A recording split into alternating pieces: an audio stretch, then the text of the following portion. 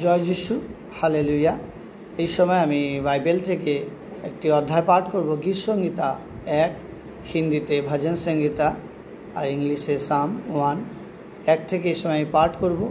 এই পাঠের আরম্ভটা, ধন্য সে ব্যক্তি যে দুষ্টদের মন্ত্রণায় চলে না, পাপীদের পথে দাঁড়ায় না, নিন্দকদের সবাই বসে না, কিন্তু সদাপ্রভুর ব্যবস্থায় আমোদ করে, তার ব্যবস্থায় দিবারাত ধ্যান করে। সে জলের স্রোতের তীরে রোপিত বৃক্ষে সদৃশ্য হইবে, যা যথাসময়ে ফল দেয়, যার পত্র ম্লান হয় না, আর সে যাহা কিছু করে তাহাতেই কৃতকার্য হয়। দুষ্টগণ সেই রূপ নয়, কিন্তু তাহারা বায়ুচালিত তুষের নেয়। এই জন্য দুষ্টগণ বিচারে দাঁড়াইবে না, পাপীরা ধার্মিকদের মণ্ডলীতে দাঁড়াইবে না। কারণ সদাপ্রভু ধার্মিকদের পথ জানেন, কিন্তু দুষ্টদের পথ বিনষ্ট হইবে। হালেলুয়া। তাই ঈশ্বরের বাক্যের মধ্যে দিয়ে প্রভু আমাদেরকে শেখাচ্ছে, ধন্য সে ব্যক্তি যে দুষ্টদের মন্ত্রণায় চলে না, পাপীদের পথে দাঁড়ায় না, নিন্দকদের সবাই বসে না। এই তিনটি বিষয় থেকে আমাদেরকে অবশ্যই বিরতি থাকা উচিত, আলাদা থাকা উচিত। কারণ বিশেষ করে আমরা বেশি পছন্দ করি, হতে পারে আমি দুষ্টদের মন্ত্রণায় চলি না, পাপীদের পথে দাঁড়াই না, কিন্তু নিন্দকদের সবাই বসি।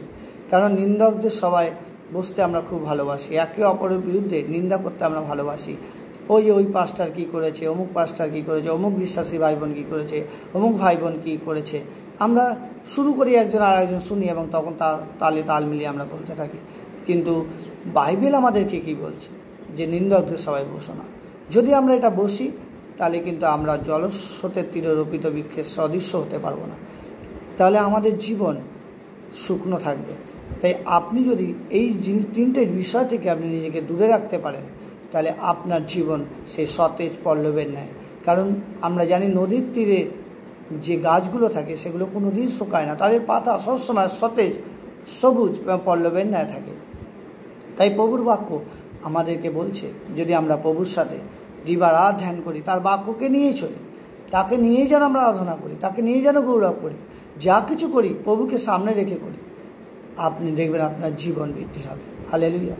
কিন্তু আমরা নিন্দাকে খুব পছন্দ করি, কিন্তু নিন্দা থেকে আমাদেরকে দূরে থাকতে হবে।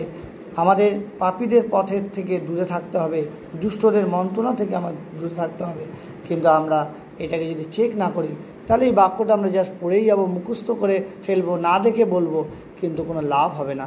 কারণ একটা কথা আমার খুব ভালো লাগে, এই কথাটা, যে যথাসময় সে ফল দেয়, তার পত্র মেলান হয় না, এবং বলছি সে যা কিছু করে তাহাতে কৃতকার্য হয়।